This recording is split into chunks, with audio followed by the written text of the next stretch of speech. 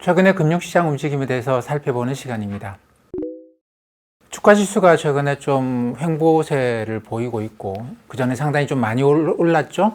11월 초에 미국의 대통령 선거가 끝나고, 그리고 그 다음 주에는 파이자가 백신의 임상은 성공적으로, 아주 성공적으로 끝났다, 뭐 이런 발표를 하면서부터 전반적으로 경기 민감주의 주가 상승이 나타났다가 최근 들어와서 이게 좀 움직임이 둔화가 되고 있는 것 같습니다.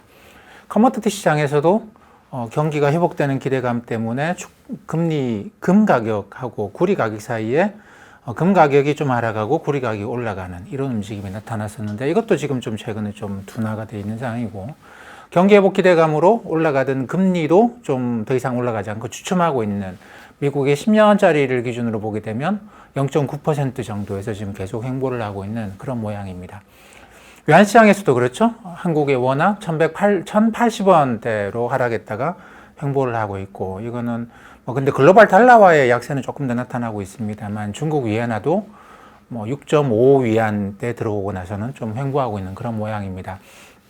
전반적으로 이제 글로벌 금융시장의 지표들이 매크로와 관련된 모든 지표들이 이렇게 횡보세를 보이고 있는 거는 이제 어떻게 보면 큰 변화가 없기 때문에 그런 것 같아요. 물론 몇 시간 전에 파이자가 백신을 미국 전역에 보급하기 시작했습니다. FDA 승인이 끝나고 차들이 출발했죠. 그래서 하루 이틀 지나고 나면 각 주 정부를 중심으로 해서 이게 급한 사람들, 가장 필요한 사람들을 중심으로 해서 백신이 접종이 되기 시작할 겁니다. 근데 그러면 이제 경기 회복 기대감이 더 확산이 되는 건 맞는데, 우리는 이제 그런 것이 일반적으로 소풍 가기 전날 기분은 다 내놓은 거예요.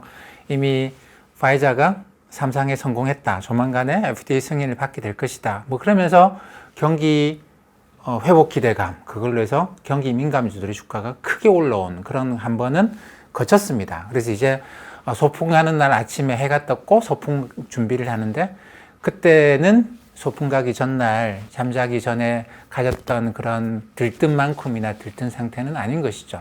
그래서 일단 기대감만으로 가는 건 어느 정도 좀 중단이 된 그런 상태라고 봐야 될 것 같고, 그리고 미국의 경기 부양책도 지금 계속 공화당하고 민주당 사이에 갈등이 계속되고 있어요. 금액도 차이가 큽니다만 금액은 어느 정도 접근을 할 수는 있는데, 문제는 서로 간에 이거는 받을 수 없다라고 하는 그런 조항들이 서로 갖고 있는 것이죠.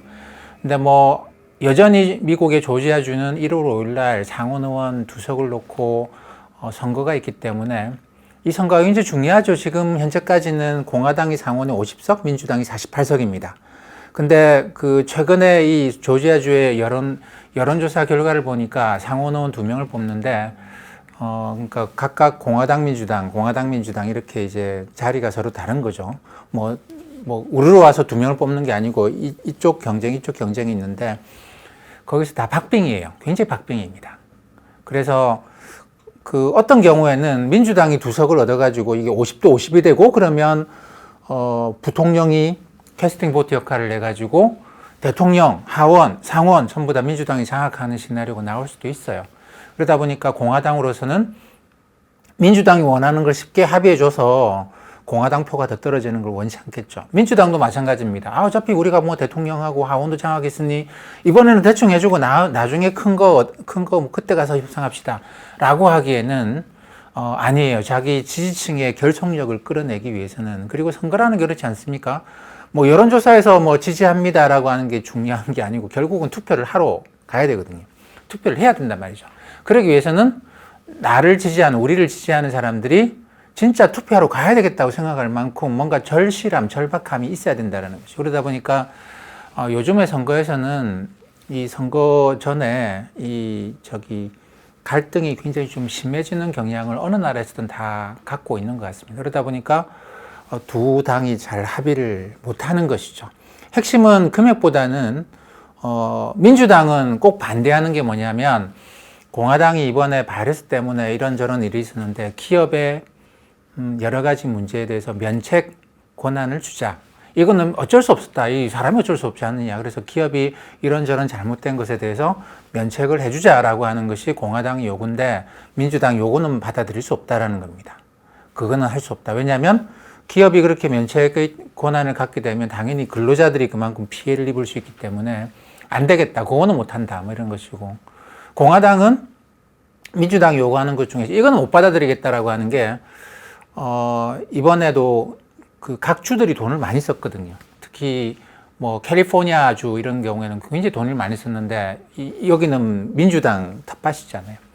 그러니까 여기서 이렇게 주 정부들이 많은 돈을 쓴 거를 연방 정부에서 경기 부양책으로 해서 지원해 주자. 안 그러면 주 정부가 재정이 상당히 악화된다. 이게 민주당이 담고 있는 안인데, 요거는 못 받아주겠다라는 겁니다. 그러다 보니까 이게 선거를 앞두고 이 서로 간에 받아주기가, 이 두 개 받아주기가 굉장히 어려워요. 그래서 경기 부양책이 지금은 좀 이런 식, 더 이상 진전이 없는 이런 식인 것이고, 백신에 대한 기대감은 올라갔고, 실제로 이제 접종이 시작되는데, 조금씩의 불안감은 있습니다. 아이고, 저러다가 이게 백신 부작용이 좀 심각하게 나오면 어떻게 할까? 뭐 이런 불안감들도 조금씩 있는 것이죠. 그러다 보니까 전반적으로 금융시장이 좀 지지부진한 그런 모습을 보이고 있습니다. 이런 상황에서 저는 이제 굉장히 주목하고 있는 게 중국인데, 중국 이야기는 뭐 간혹 조금씩 드렸습니다만, 중국을 주목하는 가장 큰 이유는 이 금리 때문이에요. 금리 때문입니다. 중국이 금융 긴축을 이미 시작을 했거든요. 그리고 이제 대표적인 예로 10월 말에 그 엔트그룹 IPO가 그 무산이 됐죠. 뭐 알리바바 그룹의 그 핀테크 기업이라고 하는 그 엔트그룹의 상장이, 그게 이제 상장 직전에 금융당국이 반려를 해서 중지가 됐습니다. 여기에 대해서 뭐 이게 중국의 폐쇄성이다, 금융시장이 아직 발전 못해서 그러는데, 아니 이게 다 됐다가 지금 갑자기 뭐 마윈 회장이 그 금융당국에 대해서 쓴소리 좀 했다고 해가지고 갑자기 이걸 중지시켰네, 이런 식의 기사들을 많이 보는데, 제가 볼 때는 조금 다르게 보는 게, 이게 금융 긴축이에요. 뭐 금융당국이 누가 싫고 뭐 말을 잘못했다고 해가지고 너 한번 혼나봐, 이렇게 뭐 사적으로 징계를 한 게 아니고, 중국이 이미 그 전부터 금융 긴축을 하고 있는 상황에서 이게 주식시장이 너무 활황으로 들어가는 걸 막았던 조치 아닌가, 저는 그렇게 생각을 하거든요. 근데 중국이 금융 긴축을 하고 있다는 거는 이미 10년짜리 국채금리로 보게 되면 연초 수준을 이미 넘어섰습니다. 지금 3.3, 3.4%가 있는데, 연초 수준이 한 3.2, 3.1, 2.5까지 떨어졌다가 이게 올라간 것이죠. 우리나라도 뭐 금리가 올라가긴 했습니다만, 그런 건 아니고, 미국도 금리가 올라가긴 했습니다만, 그 정도는 아닌데, 중국이 경제가 먼저 성장을 하면서, 발의 성장에서 먼저 벗어나면서, 그러면서 금리가 처음에 올라가는 거는 뭐 경제가 좋아지고 있으니 당연한 거다라고 생각을 했는데, 시간이 감에 따라서 이게 뭐 좀 뭔가 좀 다른 의미를 갖고 있다 싶은 그런 느낌을 많이 받습니다. 어떤 의미냐면, 중국이 달러화 유치를 하기 위해서, 달러화가 국내로 유입되도록 하기 위해서 금리를 좀 올리고, 금리를 올림으로써 중국 채권에 대한 매력을 높이는 것이죠. 그리고 통화 가치도, 중국 위엔화 가치도 올리고 환율을 떨어뜨리면서, 그러니까 중국의 채권 투자로 들어오는 자금들이 이익을 얻도록, 그래서 더 많은 자금들이 들어오도록 해서 중국이 이제 달러화를 확보하기 위한 것 아니겠는가. 그래서 지금 최근에 뭐 중국 위안화의 절상, 이거는 달러화 약세 때문이기도 합니다만, 그런 식의 중국의 달러화를 좀 확보하자라고 하는 그런 차원이 아니겠는가.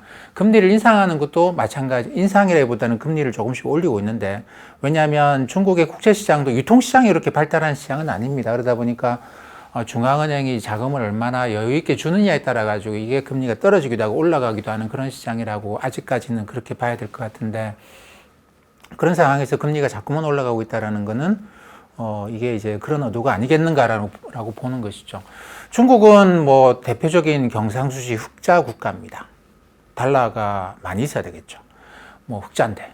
근데 달러가 왜 모자라느냐? 이런 관점에서 한번 봐야 될 것 같아요. 그래서 중국의 국제수지표를 보면, 국제수지라고 하는 것은 한 나라가 다른 나라하고 이런저런 거래를 한 것이죠. 국제수지표의 제일 위에부터 나오는 게 뭐 수출 이런 거 나옵니다.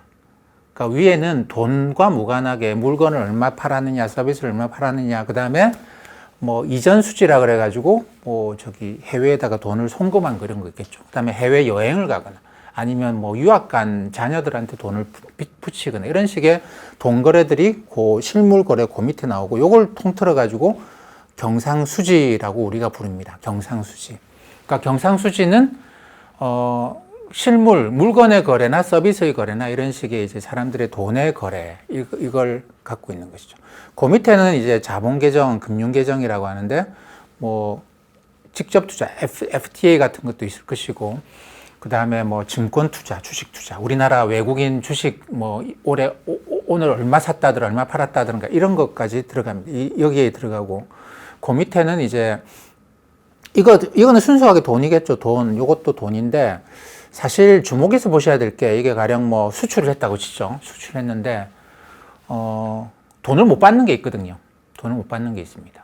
나중에 주겠다 이렇게 되는 것도 있죠. 그러면 수출했다, 100억 달러 수출했다. 근데 돈은 안 들어와 있어요. 그럼 맨 마지막 요 밑에 항목에서 이걸 보정을 해줍니다.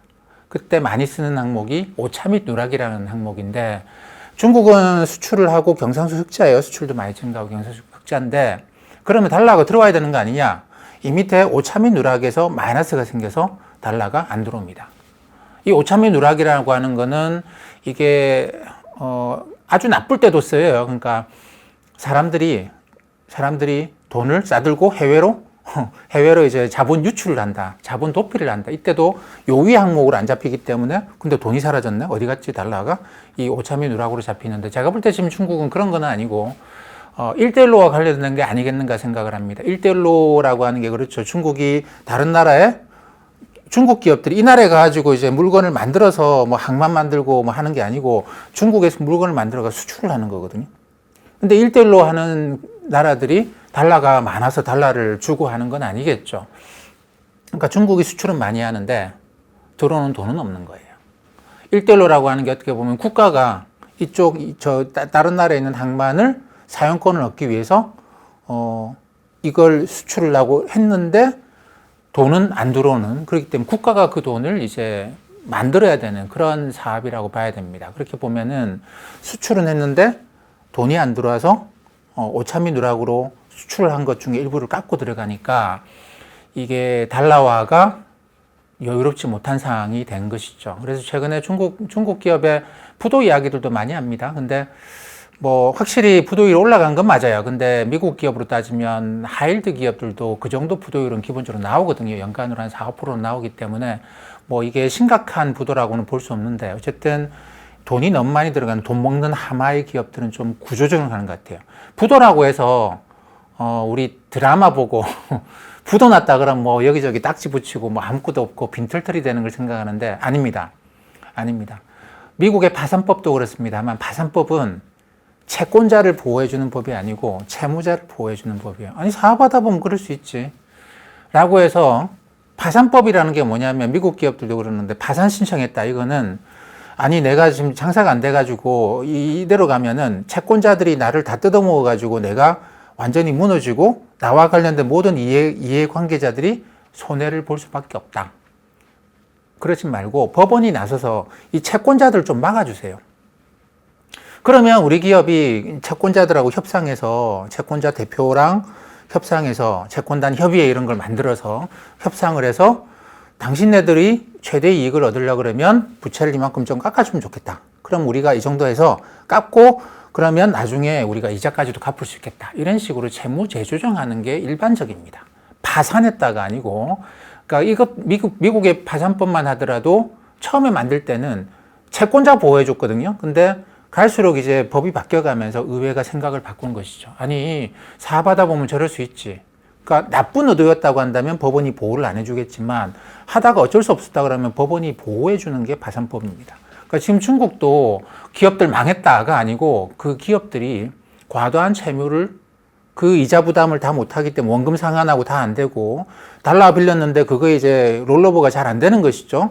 뭐 3년 만기가 돼서 새로운 돈을 빌려서 기존 돈으로 갚으려고 하는 게, 이게 롤오버라고 보통 이야기하는데, 이게 원활하지 않은 거예요. 그만큼 달러가 풍족하지가 않은 상태인 거죠. 이러면 어떻게 해야 되겠습니까? 파산하는 게 아니고 공장 다 찢어버리고 뭐 이러는 게 아니고, 기존의 채권자들하고 우리 채무 재조정 협상합시다. 이렇게 되는 그게 법원이 나서가지고 이 채권자들의 권리를 중지시키고 이걸 이제 협의를 합니다. 그래서 뭐 어떤 경우에는 도저히 안 되겠다 싶으면은 이 기업의 주주 가치를 다 깎고 새로운 주주들한테 매각을 하는 이런 것도 하죠. 미국의 경우에는 이때 상호펀드한테 매각하는 게 굉장히 일반화되어 있습니다.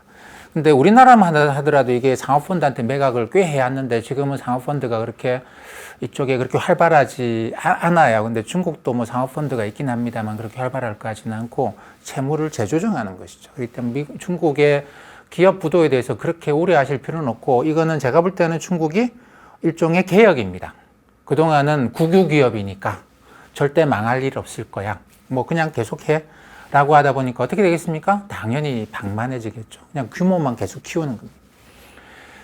근데 이게 돈이 안 들어오는 거죠. 뭐 규모는 계속 키우고 물건은 많이 판다고 하는데 돈이 안 들어오기 시작하니까 안 되겠다. 그래서 지난 9월 달이던가요? 샹하이에 가서 시진핑 주석이 개혁 개방 연설을 또 했습니다. 여기 핵심적인 게 채권 시장의 개방. 그러니까 채권 시장을 개방해서 달러화를 들여오는 거하고 그리고 그 과정에서 JP 모간이나 이런 데서 이제 중국의 채권 시장에 대해서 상당히 많은 조언을 하고 제도의 정비 같은 것들에 대해서 정비를 많이 했다고 알려져 있어요. 거기에 따라서 순차적으로 하나씩 바꿔 나가고 있는 중이다라고 보는 게 맞는 것 같습니다. 그래서 최근에 중국 기업들의 부도는 개혁, 그러니까 중국 채권 시장의 개혁의 측면에서 봐야 될 것 같고 이렇게 해서 이제 안 될 기업들은 무너지게 하자. 언제까지나 국유 기업이라는 틀 안에서 보호해줘가지고는 안 되겠다. 이러면서 이제 몇 개의 기업은 아마 완전히 정리하는 기업도 있겠죠. 근데 대부분의 기업은 정리한다기보다는 부채를 좀 줄이고 사업 영역을 재조정하는 채무 재조정 이렇게 봐야 될 것 같습니다. 달러가 필요하겠죠. 금리를 올리고 긴축을 강화합니다. 그러면서 주식시장을 보면 그래요. 우리 11월 그 미국 대통령 선거 이후로 해서 한국의 주식시장이 코스피가 한 2,300에서 2,700대까지 올라왔죠. 그러니까 이게 뭐 거의 20%, 10%가 넘는 그 투자 성과가 나왔습니다. 미국도 마찬가지입니다. S&P 500도 그 기간 동안에 지금 한 달 반 동안에 한 10% 이상 올랐어요. 근데 중국의 CSI 300 이런 거 보면 이게 CSI 300이 선전에 있는 종목하고 샹하이에 있는 종목하고 150개씩 큰 종목을 섞은 거거든요. 그러니까 어떻게 보면 중국의 가장 대표적인 지수라고 봐야 될 건데 이 CSI 300 지수를 보면 이 동안에 올라간 게 없어요. 그 직전에 엔트그룹 IPO가 무산된 게 있었던 것이죠. 그러니까 요때부터 해서 본격적으로 이제 긴축에 대한 메시지를 보냈는데 주식시장에 돈이 들어오지 않습니까? 채권시장으로 돈이 들어오거든요. 주식시장도 물론 돈이 들어와요. A50 이런 지수 같은 경우 외국인들 투자가 꽤 있습니다. A50 지수는 중국의 큰 종목들 50개 종목인데 미국이 내는 데서 ETF로 많이 거래가 돼요. 그러니까 그쪽으로 돈이 들어오고 하는데 중국의 금융당국 생각은 그런 것 같아요. 이 돈은 진짜 중국의 실물 경제를 위해서 필요한 돈이고 채권과 관련된 돈이다. 근데 주식시장에서 어떻게 하겠습니까? 야, 돈 들어온다. 물 들어온다, 노져라, 뭐 이렇게 된 것이. 야, 빨리 우리 IPO하고 빨리 돈 끌고 모으자.